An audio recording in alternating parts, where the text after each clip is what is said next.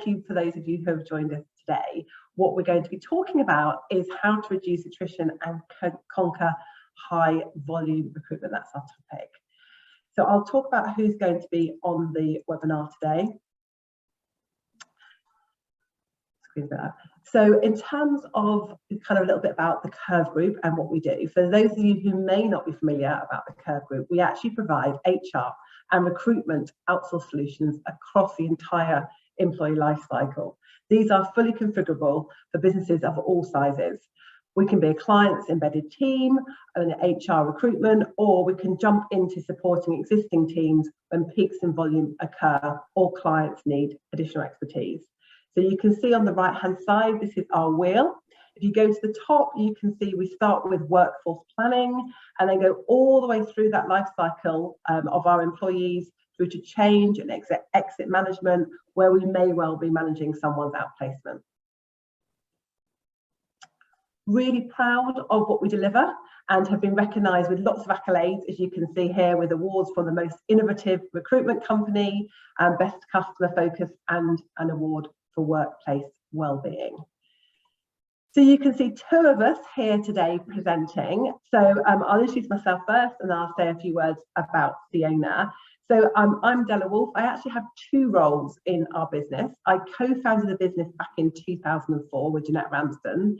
And whilst we don't have quite enough time this webinar to cover my evolution to where I've got to today, basically now I am head of projects and I run lots of consultancy projects, whether that be time-bound recruitment projects, client training, or outplacement programs. Fiona is here as our subject matter expert. She's one of our resourcing leads and runs resourcing for a number of our clients with an ever-growing team. And her role today is to bring to life her on-the-ground experience. So in terms of what we're going to cover off today, so we've got some topics here, which is challenges faced in the high volume recruitment. So looking at contact centre and also customer service environments. We're going to look at some typical issues which drive attrition. We're going to then look at steps your business can take to reduce attrition, but also making sure that we do think about the root causes. So I've got some work on that we've done with previous clients.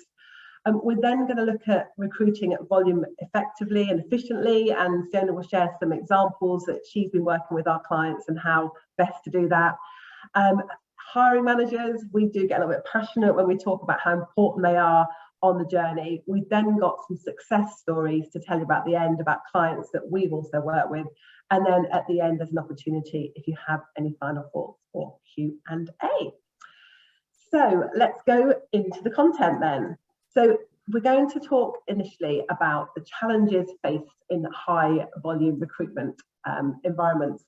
So hopefully none of these will be necessarily a surprise to you, but also could resonate with some of the experiences you're having, maybe in your own business or have had previously. So there's some challenges here around KPIs. We're running on tight margins. Inflation increases, I think that's a huge impact we're seeing now with our client base and how we balance that off with paying fair wage as well. Absenteeism, and we know that has been historically over the last couple of years obviously running at a high level, and businesses are quite challenged even now about how that is having an impact on their business. Also, technology and whether we have the most up-to-date technology and how people are using their technology also has an impact in terms of those challenges. I think one of the observations we've had in businesses is that we see in an entry-level role within businesses that can either be an entry-level role, and that is a feeder. So we actually bring people into organisations, and then that's a development opportunity to them to go through the business. Or we bring them in and that's where they stay, and that's when we get this flat structure. So either of those can impact on attrition, because either people are kind of progressing out of their entry environment into somewhere else in the business, which is brilliant for their development, but clearly there's a hole somewhere else, or we're losing people because actually they just don't feel they're stretched. Attrition generally, obviously, we monitor that with our clients, and that can be a kind of an issue, and how we monitor that and how we then report back on that is another area. We then look at training costs and effectiveness, and how we make sure that that is most relevant and keeps our people as well. Effective workforce planning is another key area. There's a skills shortage. I think we all are very recognising that at the moment. Keeping engagement levels high, and then opening times, matching customer needs and getting that right, and making sure that the two balance off. So amongst all that, in the current environment that we're in, I think there are then three big challenges as well. So we have remote working, degree of flexibility. So a recent industry survey said that the long-term working from home transition, which I think we all recognise we're in now, 35% of contact centre leaders now think their contact centres will become mainly home working, which is a massive shift from where we were 2 years ago. And then a higher percentage of 58% feel there needs to be a recognition of a hybrid way of working. So some working on site and basically moving to a more flexible and remote culture. Also, technology. One of the things that we've observed in the last 24 months is actually that we need to get the technology right, because we can enable people to work from home or work more remotely if we have the right technology that's driving the business as well. And then one just last topic I just wanted to leave you with when we're talking about the kind of the challenges that businesses face at the moment, and particularly in this entry-level role, is actually it's about bore out or burnout. And they are actually two quite different things. So, when you're looking at bore out, that is where people are doing roles that are quite repetitive. Basically, they're getting bored. They come in, they do the same thing every day, they're with the same team, it's not challenging them, and therefore you get attrition because people are actually not stretched and not feeling challenged, and they don't see development opportunities. So they're there in this hamster wheel that we talked about at the top of our session. Burnout is quite different, and that is where we are building up stress. It could be exhaustion or understimulation. So they're actually, then you've got this stressed individual. So they are two different things, and actually have two quite different outcomes and ways that we can look at working on those. So just thinking about your teams at the moment, do you have a bore out syndrome with some of them, or actually are we talking about being burnout, and we can respond differently depending on which of those two things there are. So there's some background as to kind of some of the issues that are going on. Now, some of those issues are things that have always happened in entry-level roles. Others are very much a result of where we are and coming out of the pandemic and the challenges that business are facing now to really respond and see how the workplace future is going to look like. So again, focusing on those attrition rates and seeing, what are some of the reasons that we see when we work with businesses. Why is it that they, are being challenged and noticing that their attrition rates are increasing, sometimes year on year. So I said we will talk about leadership quite extensively today, but I will kind of just make sure that, the importance of having good leadership and how that has a real impact. Particularly when we are talking about more junior levels of the team potentially. People recognising unfairness and inequality, that for us is one where we do see a lot of gripes where people are either being promoted, there's maybe unfairness in terms of commission schemes, that gets called out and is something that needs to be addressed.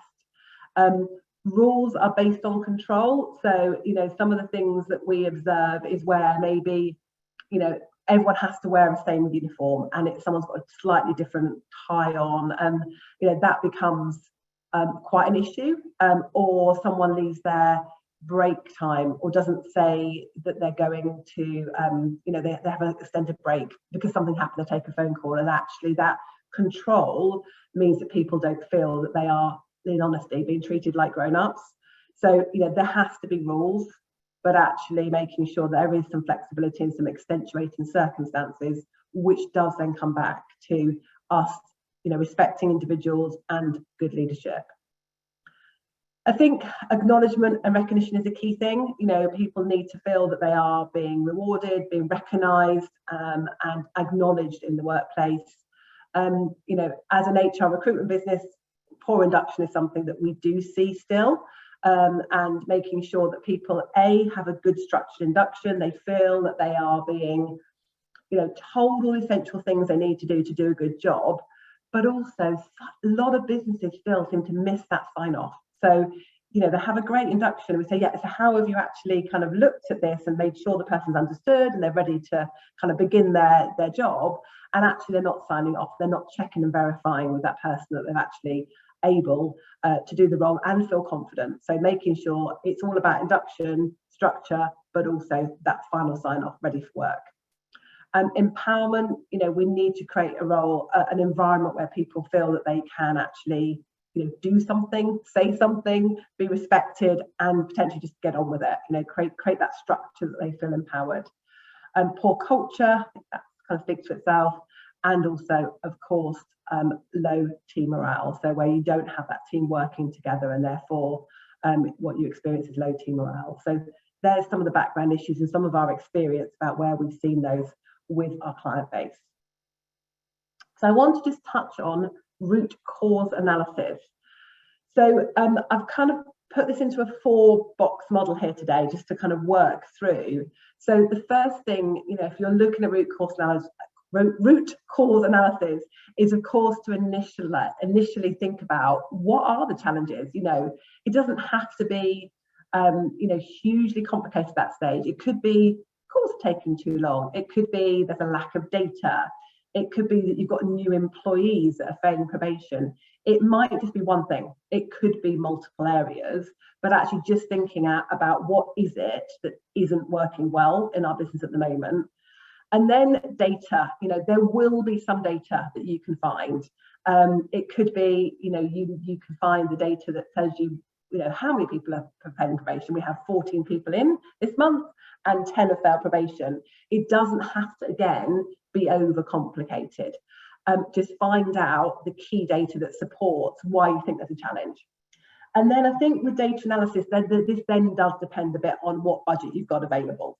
So, we've worked with businesses that have been able to employ a lean consultant and been able to see through the challenges and absolutely come up with a set of proposals the business can adopt.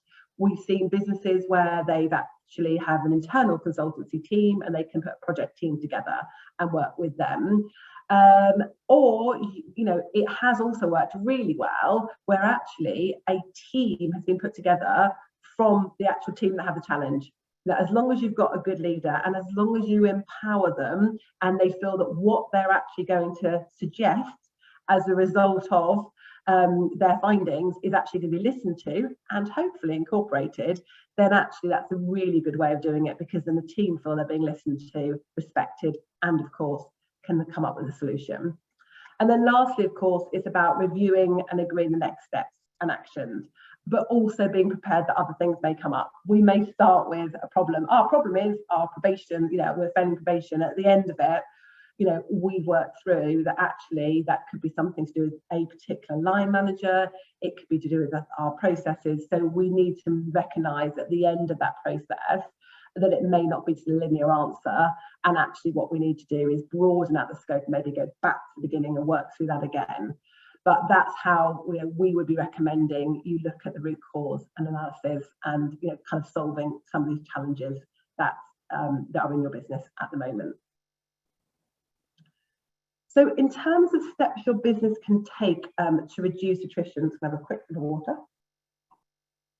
I sort of put these into a 3-box model because we're trying to group this together and think, what are the 3 areas? So the first area is people. You probably would expect that as coming from our business. But what's really important here is obviously, at the beginning, hiring the right people, focus on building that culture, training continuously. I talked about the importance of induction, but actually what we need to do is making sure we're training continuously, define career paths, make sure that we are creating as much empowerment as we can do, within the structure. Do pulse surveys, so don't rely on just an employee opinion survey once a year. It does need to be more regular in these environments. Make it fun, loosen up a little bit.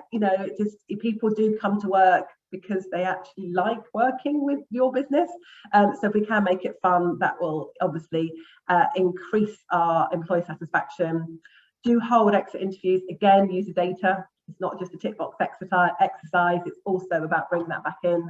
And then lastly, it's about leaders being visible. And that's a really important thing. So our next area to look at is structure. And if we're looking at an environment where we need to set achievable targets, if it's a customer-centric environment, make it so. A lot of companies say our customer is our number one priority. Is it?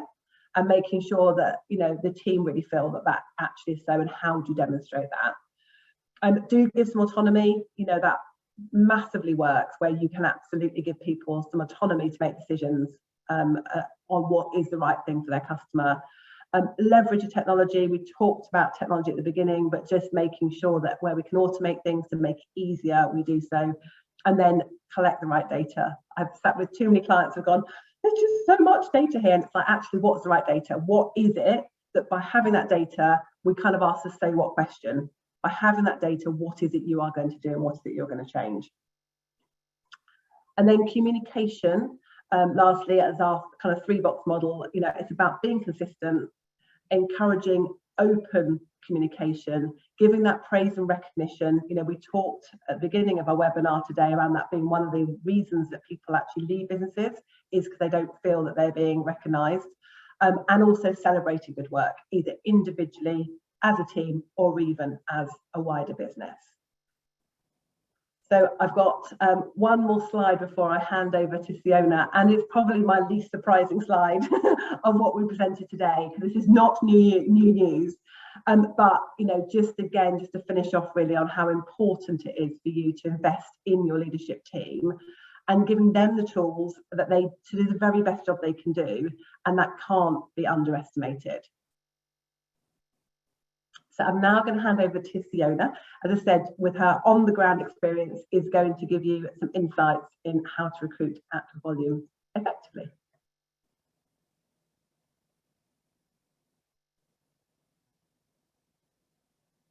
I'm just going to unmute Fiona's going to unmute you. I was trying to do it subtly, and I realised I could actually say to you, you need to be unmuted, Fiona. I think I've just done it. Thank you, Della. I'll start again. So it is really important to plan ahead, so structure the recruitment and have a strategic approach. So really think about what would work in terms of attraction. What really works for us is where we work with clients on specific intake dates. So it really helps the recruitment team plan and have the correct resource in place. Historical data is really important. For example, on a previous intake that we worked on for a client, if we know that an average ratio of 2 to 1 for interview to offer, we know that we need to, if we've got 10 vacancies, we need 20 interviews to turn up. To allow for dropout rates on top of that would mean that ideally we would aim for 25 interviews. It's really important to know the market and how changeable it is. We use artificial intelligence for filtering out candidates. So in terms of technology, Teams interviews as well. So however, kind of benefits of that can go both ways. For one of our clients, we have halved the recruitment time by introducing Teams as the final stage in the process. But the flip side of that is that when Teams is introduced too early in the process and the candidate isn't engaged, that's when we can get high dropout rates. Never turn off the recruitment tap. As long as you are comfortable that you can respond to every candidate with a reject or a hold or a progression sort of notification, it's really important to give candidates the best experience, and that just keeps activity alive. So we talent pool and send potential candidates relevant, engaging content. It might be about the market, the recruitment market at the moment, or it might be some information about one of our clients specifically. We also have a standard set of criteria that means that you can screen out candidates. So even in today's market, there are a number of unsuitable candidates that can be immediately screened out. That might be on the logistics of the role, so salary, location, the remote or flexible working, and getting that covered off as soon as we possibly can. In one of the kind of the first conversations with candidates is really time effective, essentially. Have a think about who is best at recruiting in your business. So who can interview well and really engage with candidates? Who is going to find you the candidates that you need? And is this in-house or using an external recruitment partner? So use the expertise, whether you've got it internally or externally, what is going to help you best to achieve the goal. Point your marketing at mobile enabled activity. So in terms of kind of targeted marketing, consider where you are advertising a role. And for example, with our clients, we've got a client at the moment that's in Belfast. We know that Northern Ireland Jobs is the most effective and popular job board. So that's something that we've implemented immediately. And lastly, make sure that your processes are efficient. So be prepared to constantly review and amend if required. And this includes the importance of feedback and having a really good set of SLAs in place with both hiring managers and the recruitment team. The importance of your hiring managers. So with this one specifically, there is a hiring manager actually sells the business. There's only so much that the recruitment team can do. Hiring managers are embedded in the business. You know, they really bring the culture or bring to life the culture of the business and the team. So we always talk to our hiring managers about this 50-50 sell. So the candidates sell themselves, but it's just as important that the manager sells the business as well. They are responsible for that. Hiring takes teamwork, so there's quite often a disconnect between recruiters and hiring managers, and traditionally hiring managers don't get engaged until later on in the process. Studies do show though that the earlier the hiring managers get involved, the more likely it is that you'll find a candidate who's a better fit for the job. So in the instance of my team, I will always make them pick up the phone to the hiring manager or arrange a Teams meeting, and it's really important to build that rapport, and we know that this will help improve the outcome of the process as it immediately builds that relationship. We share data, so we identify what is important for the audience, and for us we always question so what.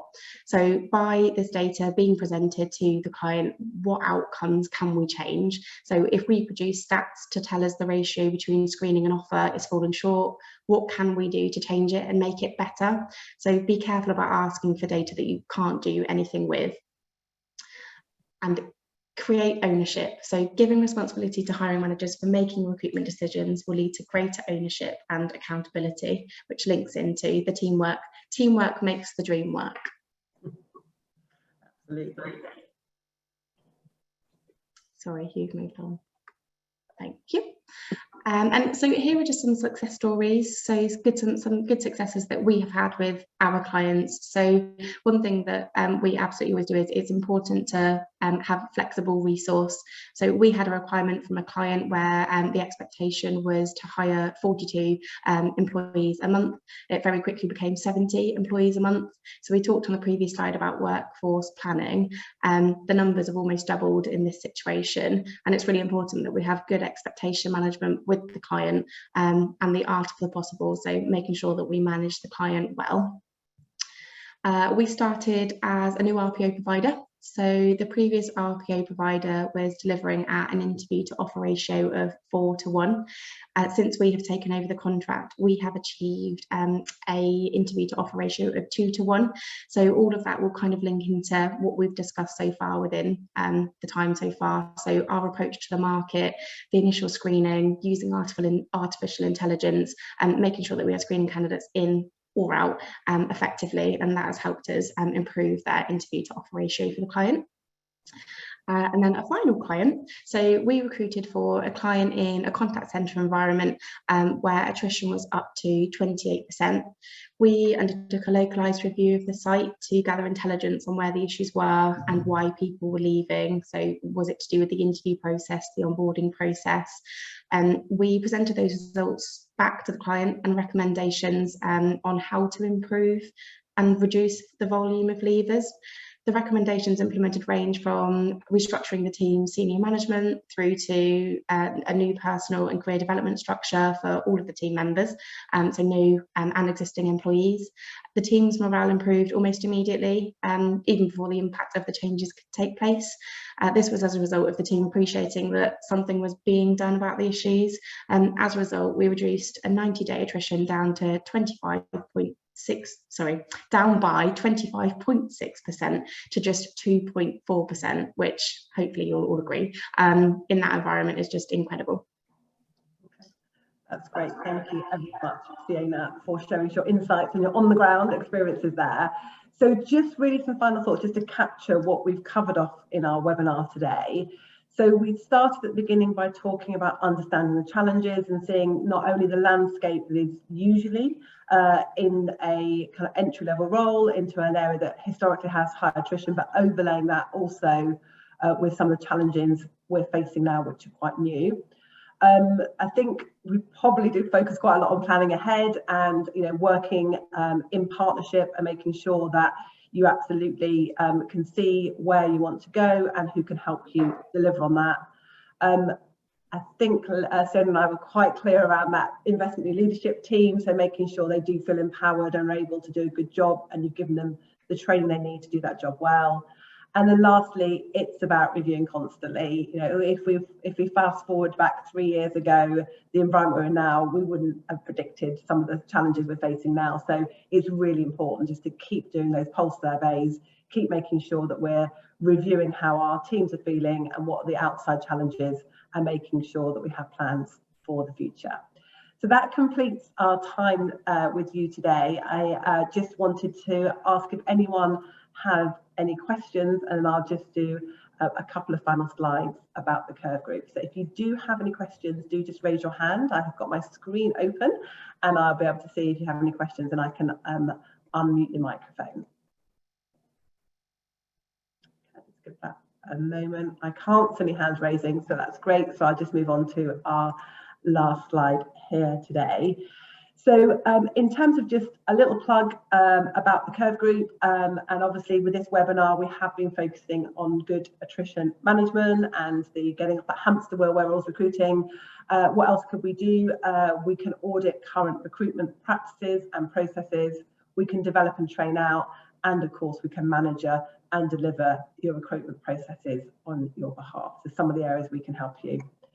And then in terms of what's coming next with our future webinars, we've got our next one, which is the 29th of March, which is how to turn around a toxic culture by embedding effective one-to-ones and managing difficult conversations. That's quite a mouthful, but I'm sure we will work out how to dissect all that within the 30 minutes we have allowed. Then on the 27th of April, the changing face of HR and how to navigate evolving business requirements. I think we talked about that quite a lot today, about those evolving business challenges that we have. And then lastly, at the moment on 25th of May, we're how to deliver an effective onboarding process for new starters. So those are all coming up. They're all on our website pages, and we do plug them on LinkedIn. So if any of those feel attractive, then do sign up. And this webinar, if you feel that someone in your business would benefit from it, will also be on our Curve Group Insights page. So that's it today from Fiona and I. Thank you so much for logging in today. We really appreciate it, and have a fantastic rest of the day. Thank you very much.